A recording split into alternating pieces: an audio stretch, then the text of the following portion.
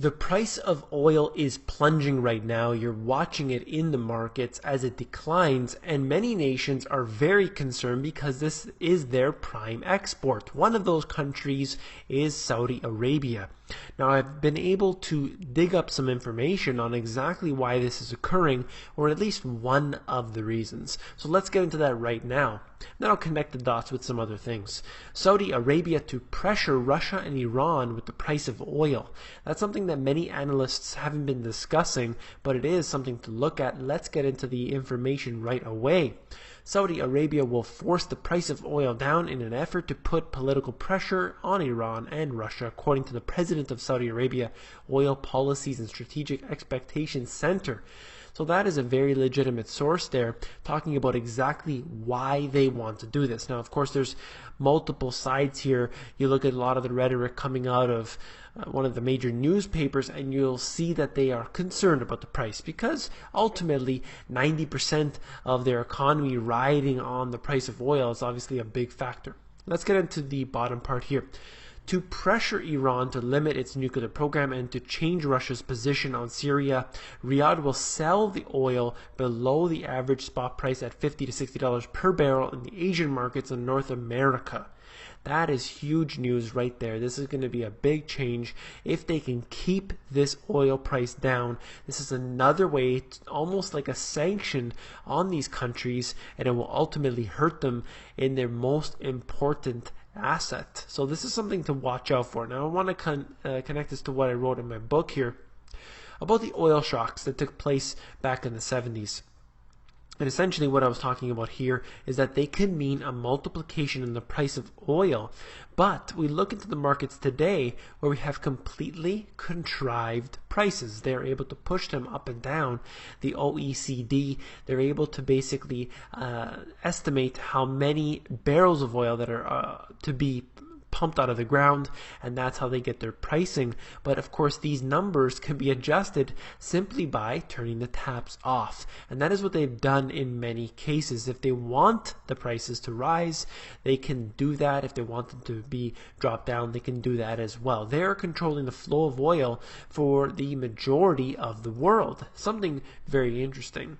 Now let's connect this into what's going on right now geopolitically. China cashes in on Russia's shrinking economic options. Putin said China-Russia trade could hit $200 billion by 2020.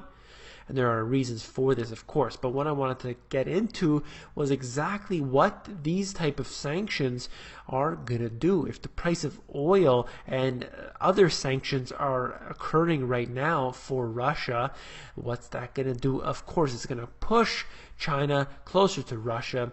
And I'll get into more of that right away. Russia spending $6 billion, not enough to stop the ruble rout on oil. They spent $6 billion of Russian currency interventions, failing to stem the depreciation amid the tumbling oil prices. When you have a commodity tied into a country's currency so tightly, it's obviously going to be a big problem if there's a bear market in that. So this is hurting Russia big time, and they're going to be looking for alternative sources. Of course, they're going to end up looking to themselves for more oil. They have an abundance of oil, so perhaps this is sort of their way of needing that boost they need to start digging more.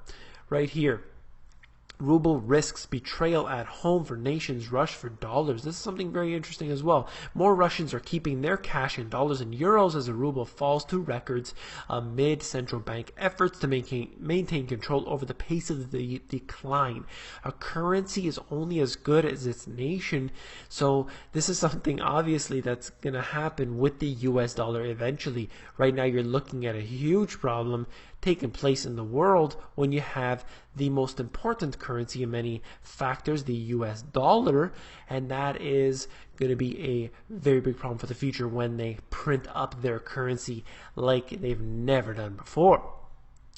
China ready to supply agricultural products, oil, and equipment to Russia, Vice Premier. Again, more of this information basically saying that China is always ready to be there to back up Russia. Then, of course, they've made other deals with Iran, with India, with the BRICS nations, and they're going in and basically solidifying their pacts get together, and we are forming basically a schism in between the Western nations and countries like China and Russia. This is something that's very concerning to me, and you could see this out of the AP. Argentina approves law for controlling prices. We've seen this take place before in so many countries in the West, but this right here, the law gives the state power to set the maximum and minimum prices as well as control profit margins. Companies that set the prices considered artificial or unjustified can be fined.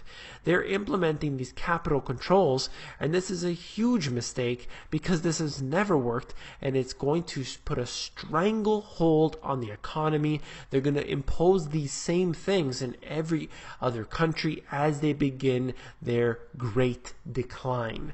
And last but not least, this out of Reuters, talking about John Williams, the president of the San Francisco Fed. This is a very big deal when he says this: if we get a really sustained disinflationary forecast, then I think moving back to additional asset purchases in a situation like that could be something we should seriously consider. He said right here, with all this jargon, we're going to print more money if things get worse. And that's obviously what they always will do. The balance sheet is about 4.4 trillion, and it is obviously going to be have to increase at some point in the future. If the Fed starts to tighten policy and the economy stumbles, he said policymakers should have no trepidation about reversing course and returning rates to zero. What have I been saying over my past few videos? That is, if they bring it up a little bit, they're going to bring it right back down to zero. They will not hesitate to do that, and of course that's what's going to happen. Anytime there's geopolitical tension or turmoil, anytime there's any concern, you're going to have this occur. More money printing and more interest rates, easy money, low policies like they've been doing. And that's all for this video. I hope that you found it informative. Please give me a thumbs up. It's very important to me to help me out. And don't forget to become an insider. It's where I give out all my best intel for free. It's available at themoneygps.com. Scroll down to the bottom, fill in your email address, and you get occasional emails from me with good, short, concise info.